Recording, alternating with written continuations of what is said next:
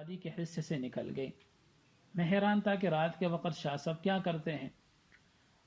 چلتے چلتے وہ ایک گھر پہنچ گئے جہاں پر یہ جو فاحشہ عورتیں ہوتی ہیں ان کا اجتماع تھا، اور اجتماع بھی کس کام کا؟ ناجائز کاموں کا۔ ان کا اپنا ایک مکان تھا تو اس مکان پہ چلے گئے۔ مجھے بڑی حیرت ہوئی کہ کس طرف جا رہا ہے اور یہ قدم اس طرف اٹھ کیسے رہے ہیں۔ بہرحال وہاں پہنچ گئے تو میں نے بھی پیچھے پیچھے وہاں پہنچ گیا۔ میں بھی دروازہ کٹکھٹایا تو اندر سے آواز آئی، کون؟ حضرت نے کہا کہ میں فقیر ہوں، بھیک مانگنے آیا ہوں۔ اب میں سارا کچھ خود دیکھ رہا ہوں۔ تو وہ کوئی لڑکی تھی اور وہ جو بڑی فاحشہ ہے اس کے پاس گئی کہ اس طرح ایک فقیر آیا ہے، بھیک مانگ رہا ہے۔ اس نے کچھ پیسے یا جو بھی چیز اس کے پاس تھی تو وہ پکڑائی اس کو کہ جا کے یہ دے دینا۔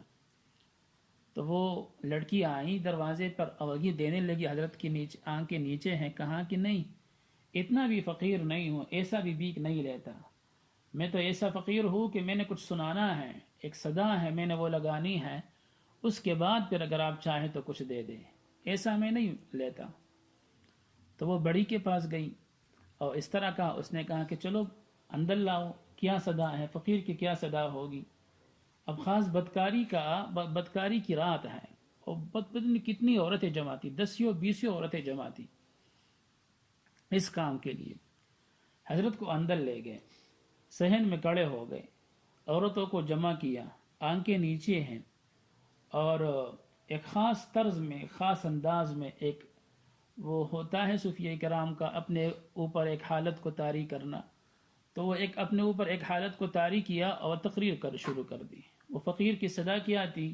حضرت فاطمہ رضی اللہ عنہا، حضرت عائشہ رضی اللہ عنہا، دیگر جو ہماری مائیں بہنیں ہیں، تو ان کی عصمت کے، عفت کے واقعات بیان کرنا شروع کر دی، اور تقریر لمبا بہت لمبا ہو گیا، گھنٹے تک وہ محیط رہا، یہاں تک کہ اسی مجلس میں وہ رونے دھونے کی آوازیں شروع ہو گئی اور توبہ بھی شروع ہو گیا۔ جتنی عورتیں تھیں وہ سب توبہ طائب بھی ہو گئی، اور جو خرابی کے لیے جمع تھی وہ خرابی کا رکتام بھی ہو گیا، بلکہ نکاح کا انتظام بھی ہو گیا اس میں۔ اور پھر اس کے بعد حضرت بھی روتے روتے واپس چلے گئے، آنکھیں بند ہیں، ان کی طرف منہ کیا اور روانہ ہو گئے، اور میں ساتھ ہوں۔ جب باہر نکلے تو میں نے کہا کہ او مولوی اسماعیل، اس وقت تو اتنے بڑے نہیں تھے، اور ہماری قوم تو ویسے بھی زندوں کو زیادہ اہمیت نہیں دیتی، مردوں ہی کو اہمیت دیتی ہے، تو حضرت تو اس وقت حیات تھے۔ تو فرمایا کہ میں نے کہا کہ حضرت او مولوی اسماعیل، تیرا کتنا بڑا خاندان ہے، تیرا خاندان تو وہ ہے کہ ہندوستان کے جو سلاطین ہیں وہ بھی آپ کو سلامی دیتے ہیں، لیکن اپنے آپ کو آپ نے اتنا ذلیل کیا کہ آپ ان عورتوں کے پاس جا کے پہنچے اور اندر گھس گئے اور سامنے ان سے بات کی۔ تو یہ راوی کہتا ہے کہ جب میں نے یہ بات کہی تو حضرت نے ایک لمبی سانس کھینچی، جس طرح کہ افسوس کے وقت آدمی کھینچتا ہے، اور پھر فرمائے کہ اوہو، تو اس کو اسماعیل کی ذلت سمجھتا ہے، میں تو اس کو عزت سمجھتا ہوں، میری عزت تو اس وقت ہوگی، میں تو اپنے لیے سب سے زیادہ اعزاز اس کو سمجھتا ہوں کہ میں دہلی کے بازار میں میرا منہ کالا کیا جائے، گدے پہ بٹھایا جائے، اور میں لوگوں کو قال اللہ قال رسول سناتا پھروں، میرے لیے تو عزت کا مقام وہ ہوگا۔ اب غور کرنے کی بات یہ ہے کہ اگر وہ مزاج میں سختی ہے اور عدم اعتدال ہے اور بے جا غیظ و غضب ہے، تو ہم اپنے آپ کو سوچے کہ ہم اس طرح کر سکتے ہیں؟ ہم تو اس کو اپنی بے عزتی سمجھتے ہیں، ذلت سمجھتے ہیں، بلکہ ان کی طرف جانا ہی ہمارے لیے بہت مشکل ہوتا ہے کہ لوگ کیا کہیں گے۔ لیکن یہ تھے خوف خدا والے حضرات تھے، تو ان کے ہاں یہ چیز بالکل مانع نہ آئی کہ لوگ کیا کہیں گے اور کیا مشہور ہوگا اور کیا ہوگا، انجام کیا نکلے گا۔ ان باتوں سے قطع نظر کر کے وہ گئے اور یہ سالہ کام کیا، سب لوگوں کو توبہ طائب بنایا۔ تو ان کی جو سختی ہے وہ للہ تھی، مقصود یہ بیان کرنا تھا۔ تو اول تو خطابت شروع کر دی، اور خطابت کے جو عام موضوعات ہیں وہ توحید شرک کا موضوع، اس طرح سنت بدعت کا موضوع، اس طرح جو غلط قسم کے رسوم و رائج تھے، نکاح، غمی، خوشی وغیرہ کے موقع پر، یہ موضوعات عام طور پر زیر بحث ہوا کرتے تھے۔ پھر ان کے ایک ساتھی تھے مولانا عبدالحی بڈانوی صاحب، وہ وہاں کے مفتی بھی تھے اور قاضی بھی تھے، وہ بہت بڑے قاضی تھے، بلکہ شاہ صاحب رحمۃ اللہ علیہ نے جو دونوں کے استاد ہیں شاہ عبدالعزیز صاحب رحمۃ اللہ علیہ، انہوں نے اس کو حجت الاسلام بھی کہا تھا۔ ان کا جو مزار ہے وہ ہمارے قریب ہے، یہ جو ملکنڈ کے نیچے ایک جگہ ہے خار کا جو قبرستان ہے روڈ کے کنارے ان کا قبر ہے۔ پہلے تو کتبہ نہیں تھا، اب کچھ ساتھیوں نے کتبہ بھی لگایا ان کے اوپر۔ یہ غالباً عید کے موقع پہ یہاں جب جا رہے تھے جہاد کے موقع پہ، تو وہی ان کو درد شروع ہو گیا پیٹ کا، اور وہ بہت زیادہ ہو گیا، یہاں تک کہ وہ مرض الموت کے آثار نمایاں ہونے لگے۔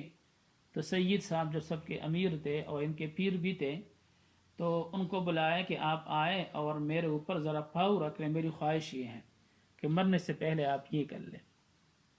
حضرت بہت زیادہ متبع سنت تھے، فرمایا کہ نہیں، مجھے تو شرم آتی ہے کہ میں جاہل ہوں، تو عالم ہے، میں یہ کیسے کام کر سکتا ہوں؟ تو پاؤ کے بجائے ہاتھ رکھا اور اسی وقت ان کا انتقال ہو گیا۔ یہی دفنایا ان کو، یہی ان کا جنازہ پڑھایا اور پھر آگے چلے گئے۔ تو یہ جو مولانا عبدالحی بڈانوی صاحب تھے، یہ آئے شاہ عبدالعزیز صاحب رحمۃ اللہ علیہ کے ہاں، قاضی بھی تھے، مفتی بھی تھے، لیکن حضرت کے شاگرد تھے۔ فرمائیں کہ نماز میں جو کیفیت شرعاً مطلوب ہے، خشوع کی، خضوع کی اور استحضار کی کیفیت اللہ تعالیٰ کے ساتھ، جو واقعات ہم سنتے پڑھتے چلے آ رہے ہیں صحابہ کرام رضی اللہ عنہم کی، وہ حاصل نہیں ہوتی، تو یہ کس طرح مجھے یہ کیفیت حاصل ہوگی؟ تو مجھے کچھ بتائیں اس کے بارے میں۔ تو استاد صاحب نے کہا کہ آپ اس کے لیے سید صاحب سے رجوع کر لیں۔ سید صاحب باقاعدہ عالم نہیں تھے، تقریباً کافیہ تک اسباق پڑھے تھے اور سید تھے، بہت بڑی نسبت تھی ان کی۔ پھر یہ بیعت ہونے آئے شاہ صاحب کے پاس اور شاہ صاحب سے بیعت کی۔ بیعت کا قصہ بھی عجیب و غریب ہے، یہ دے ذرا۔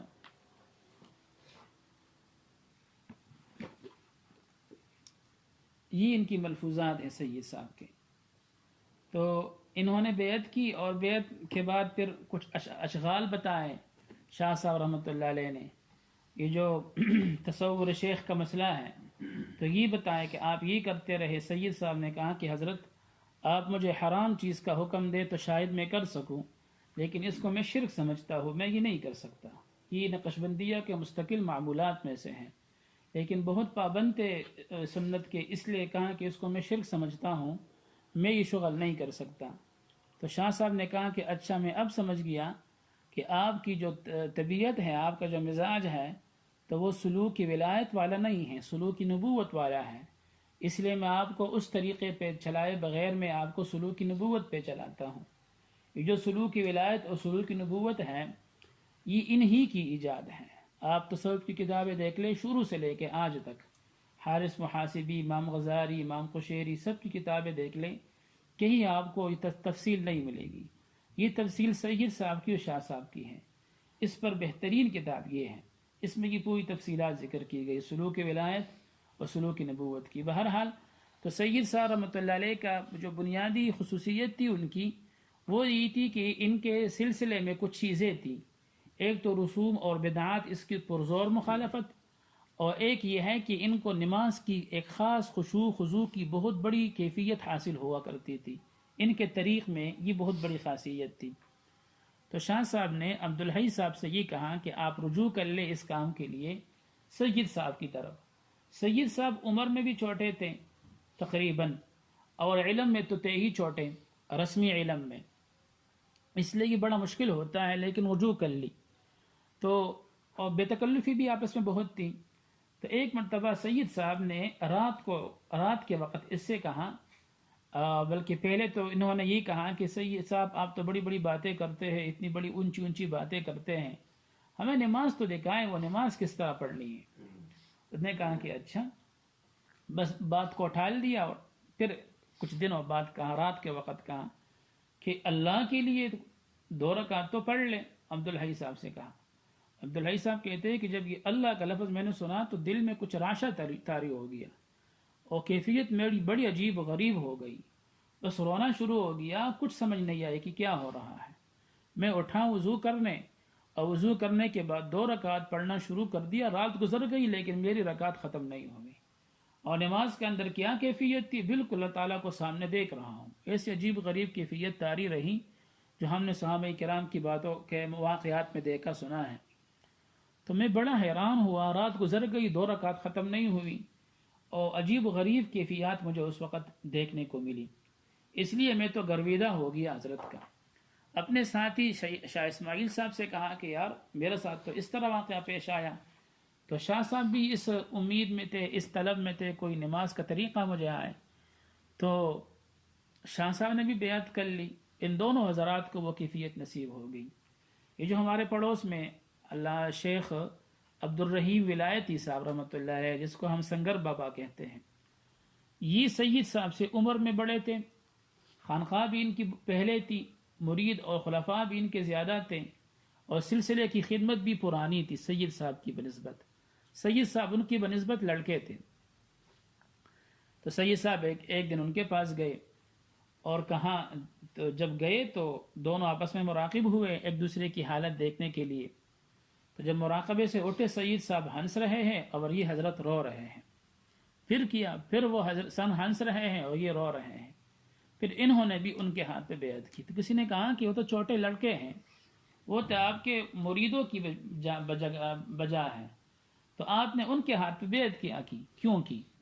تو اس نے کہا کہ وہ ساری باتیں ٹھیک ہیں، لیکن ان کے طریق میں ایک نسبت ہے نماز کی، خضوع کی ایک کیفیت ہے، مجھے وہ نہیں حاصل. تو میں نماز سیکھنے کے لیے میں نے ان سے بیعت کی. یہ جو عبد الرحیم ولایتی صاحب ہے، یہ ان کے لشکر میں شامل ہو گئے. پہنچتے پہنچتے یہاں تشریف لائے، یہاں ان کی شہادت ہوئی. تو ہر یہ جو وہ تھے شاہ اسماعیل صاحب رحمۃ اللہ علیہ، اور تو انہوں نے ان کے ہاتھ پہ بیعت کی، سید صاحب کے ہاتھ پہ. اور بیعت کا پس منظر اصل میں یہ تھا. پھر سید صاحب کے ساتھ ہو گئے. اس زمانے میں ہندوستان میں ایک فتنہ تھا، مختلف فتنے تھے. ایک بڑا فتنہ یہ تھا کہ بعض لوگوں نے یہ فتویٰ دیا تھا کہ حج نہیں ہے، اس زمانے میں حج فرض نہیں ہے، اور اس کے لیے مختلف جو دلائل کے نام پہ کچھ باتوں کو گاڑ لگا تھا. ایک بات یہ تھی کہ راستے میں امن نہیں ہے، لوگ لوٹتے ہیں، ڈاکو ہیں وغیرہ وغیرہ. چونکہ امن طریق نہیں ہے، اس لیے حج ملتوی ہے، حج اہل ہند پر فرض نہیں ہے. سید صاحب کا مزاج یہ تھا کہ دین کے نام پہ جو رسوم بنتی تھی ان کی پرزور مخالفت کیا کرتے تھے. تو کئی سالوں تک یا کئی عرصہ تک لوگوں نے حج کو بالکل چھوڑ دیا تھا. تو سید صاحب نے اعلان کیا کہ میں حج پہ جا رہا ہوں. مریدین کا بھی ایک مجمع تھا اور جو دیگر محبین تھے وہ بھی ساتھ ہو گئے. تو 1237 کو انہوں نے سفر حج کیا اپنے شیخ کے ساتھ.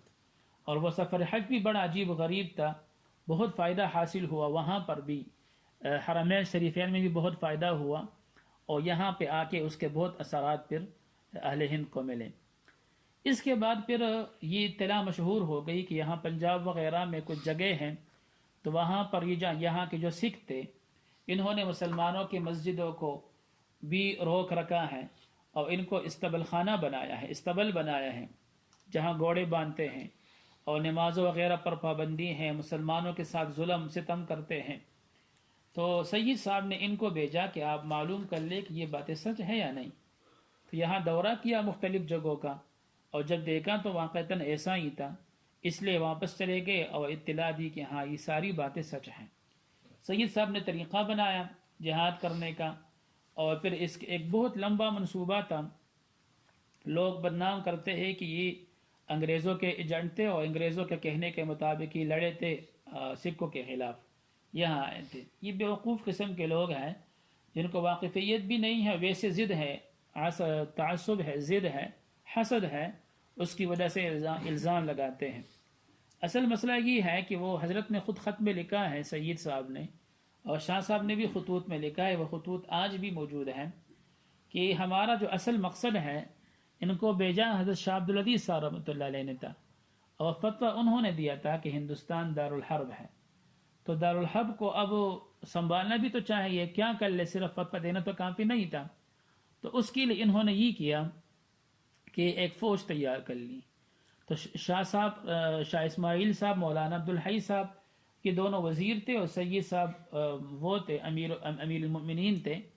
یہ جو دونوں وزیر تھے تو یہ تقریریں کرتے کرتے لوگوں کو تیار کرتے تھے جانی مالی امداد کے لیے، اور قافلہ بڑھتا رہا یہاں تک کہ یہاں پہنچ گئے۔ تو اصل مقصود ان کا یہ تھا کہ یہاں پر کچھ نظم بنائیں اور پھر مختلف جگہوں سے انگریز کے اوپر وہ حملہ کر لے، اور اصل مقصود انگریز کو نکالنا تھا۔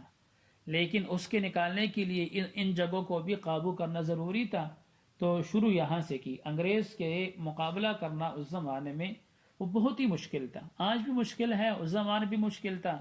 تو انہوں نے یہاں سے شروع کیا، پھر اس کے بعد اصل ہدف یہ تھا کہ پورے ہندوستان میں واقعی جو شرعی نظام خلافت ہے وہ استوار کیا جائے۔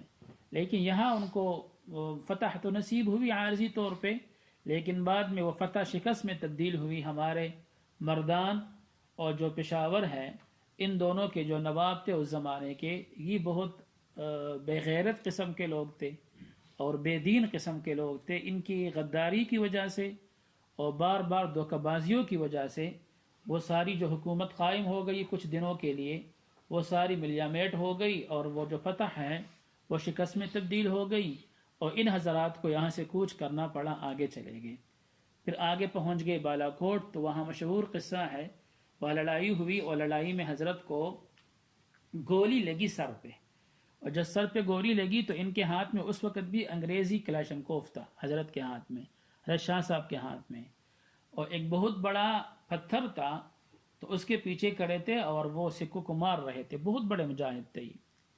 اس وقت بھی جب گولی لگی تو گولی لگنے سے پہلے بھی سید صاحب کے پاس گئے اور کہا کہ حضرت مجھے تو بس یہ شہادت کا شوق اتنا ابھرا ہے کہ بس میں ٹھہر نہیں سکتا، آپ اجازت دے رہے۔ حضرت نے کہا کہ نہیں، آپ نہ جائیں، اور اس جنگ میں ہماری شکست ہے، ہماری فتح نہیں ہے، اس لیے آپ نہ جائیں، آپ زبانی جہاد پہ اکتفا کر لیں۔ حضرت نے کہا کہ مجھ سے برداشت نہیں ہو رہا، شہادت کا شوق بہت ہی زیادہ ہے۔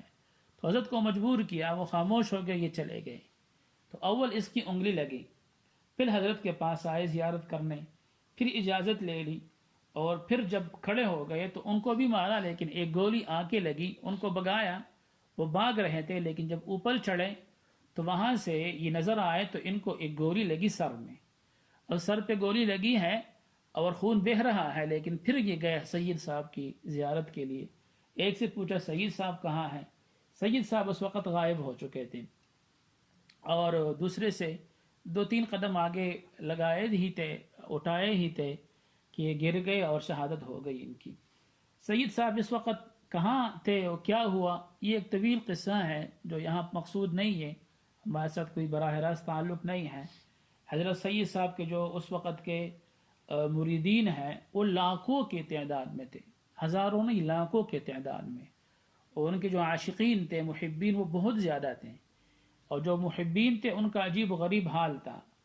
وہ مشہور قصہ ہے کہ ان میں سے 2 جماعتیں ہو گئی، ایک جماعت نے کہا تھا کہ وہ حضرت جو ہے وہ غائب ہو گئے اور ایک وقت پہ وہ آئیں گے، وہی امام مہدی ہیں۔ ایک جماعت کا موقف یہ تھا، ایک جماعت کا موقف یہ تھا کہ نہیں، وہ شہید ہو گئے۔ تو شہید کہاں ہوئے، کیسے ہوئے، اور قبر کہاں ہے، یہ جو مشہور قبر بتائی جاتی ہے یہ ہے یا نہیں، یہ ایک طویل قصہ ہے۔ پھر ان کا آپس میں کیا ہوا، جماعت کا جو 2 ٹکڑوں میں تقسیم ہو گئی، یہ ایک طویل قصہ ہے جس پر بہت مختلف کتابیں لکھی گئی، اور سب سے مستند اور دلچسپ کتاب وہ مولانا سید ابو الحسن ندوی صاحب رحمۃ اللہ علیہ کی ہے، سیرتی سید احمد شہید کے نام سے، جو تاریخ دعوت و عزیمت کے آخری 2 جلدوں کی شکل میں دستیاب ہے، سیرت سید احمد شہید صاحب۔ یہ مصنف کے تھوڑے سے حالات تھے۔ مصنف رحمۃ اللہ علیہ جو تھے ان کے کچھ شذوذ بھی تھے، آپ اس کو شذوذ کہیں۔